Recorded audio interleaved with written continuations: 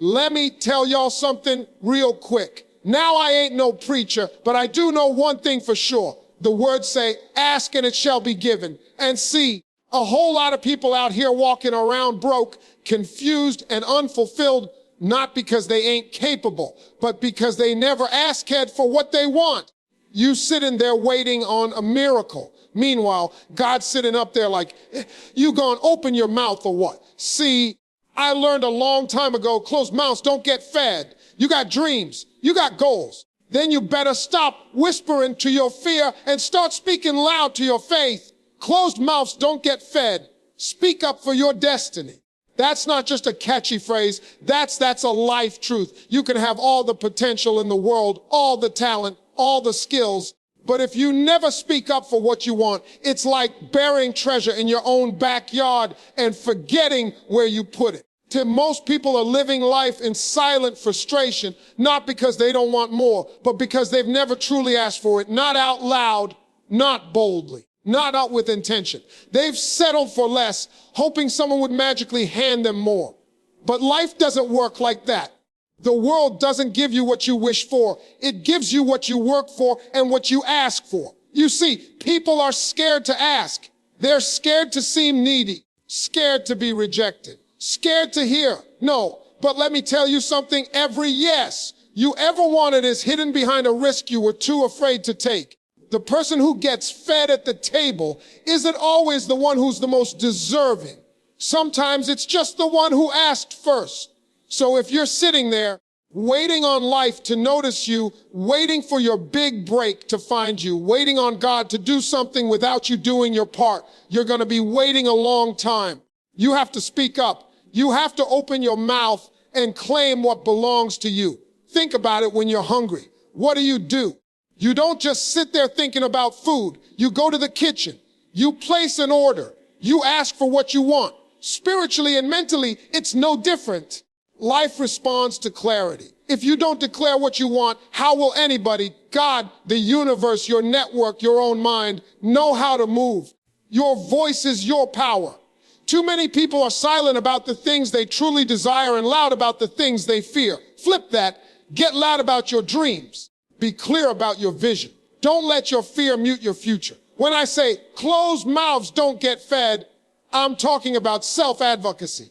I'm talking about asking for the raise, asking for the opportunity, asking God for the vision, the resources, the doors to open, asking yourself what you truly want and being honest about the answer. Some of y'all haven't gotten what you want because you haven't even told yourself what that is. You're just drifting, existing, surviving, and meanwhile, someone with less talent, less experience, less wisdom, but more boldness is out here living your dream because they had the courage to ask. Let's be real.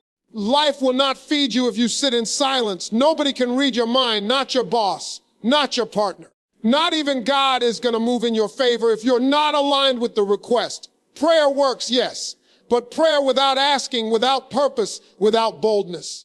That's just noise. You want your life to change. You want your situation to level up. Start with your mouth. Start with your voice. Start by declaring it, asking for it, believing in it enough to say it out loud. There's power in your voice, power in your declaration.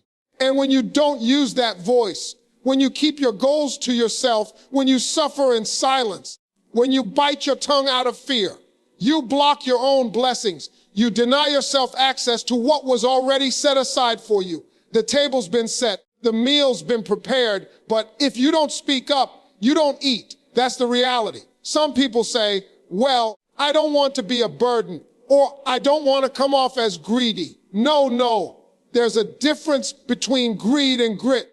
Greed says, give me more than I deserve. Grit says, I know what I'm worth, and I'm going to speak it into existence. You have a right to ask for better. You have a right to seek growth. You have a right to raise your voice when life tries to ignore your potential, because destiny doesn't respond to silence. It responds to sound. Your request, your ask. Faith without action is just wishful thinking. Ask boldly. You can talk about belief all day. You can sit around saying you've got faith. But if you don't put some motion behind that notion, it's nothing more than a nice idea sitting still. Real faith requires movement. It requires you to step out, even when the path isn't fully clear. It demands that you trust something bigger than yourself while doing what's in your power to do. Too many people think that just because they believe something good can happen, it will fall into their lap.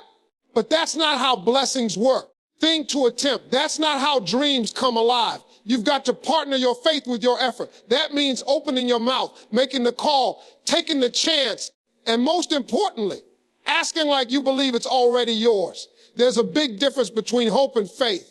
Hope waits quietly.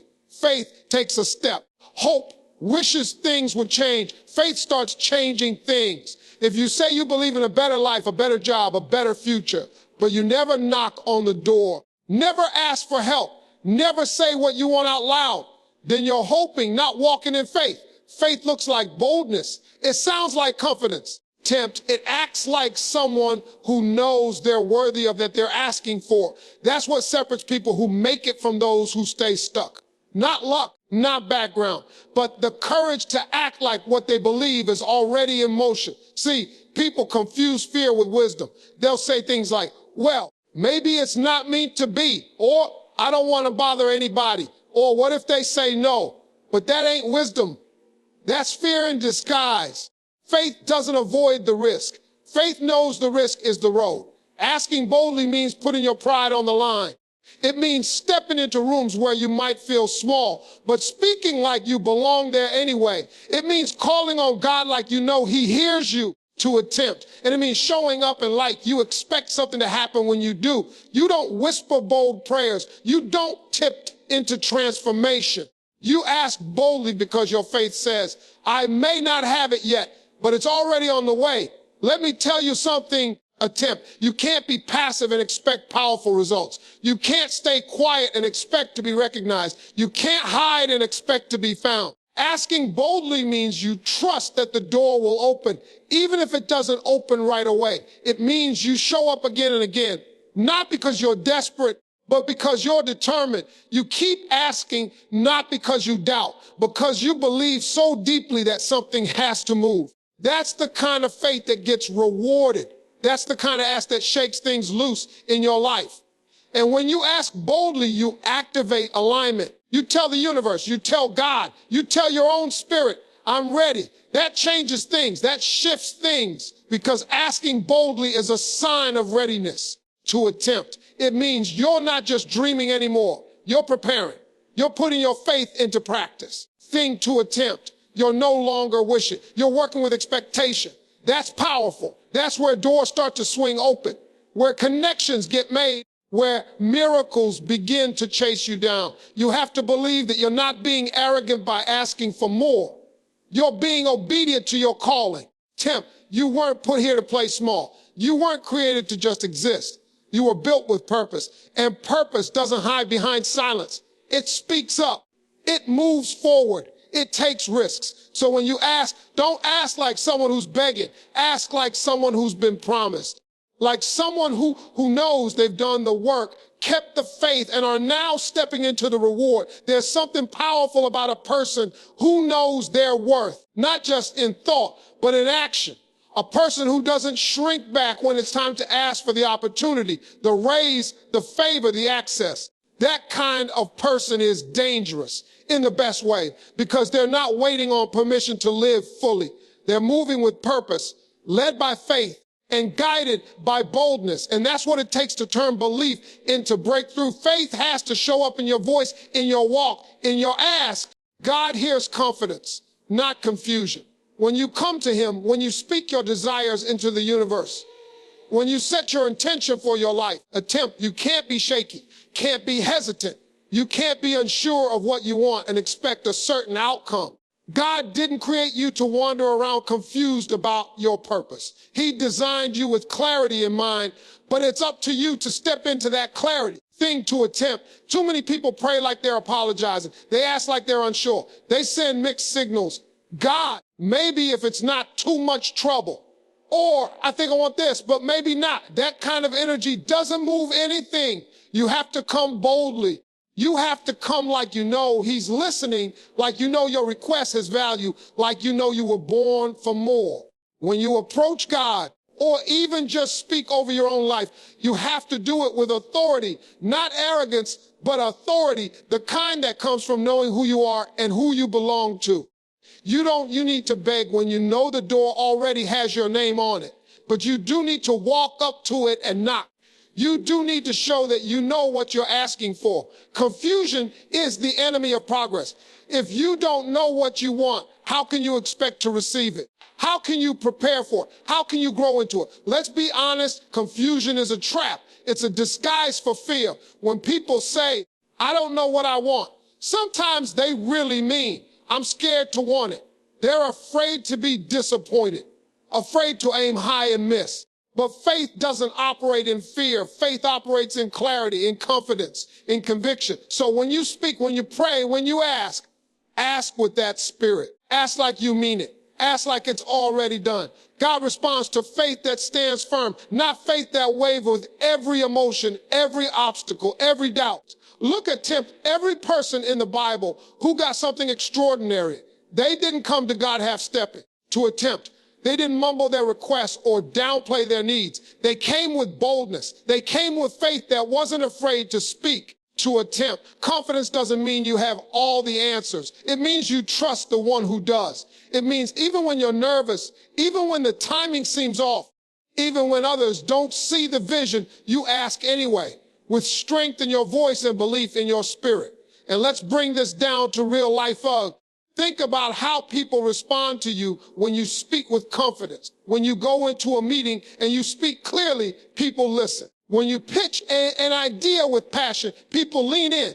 But if you stammer, if you second guess, if you keep shifting your message, nobody knows how to take you seriously. It's the same in your spiritual life. When you speak with clarity and purpose, you create alignment. You send out a signal that attracts what you're ready for. That signal, that vibration is what God picks up on. That's what faith sounds like, clear, unshaken, steady.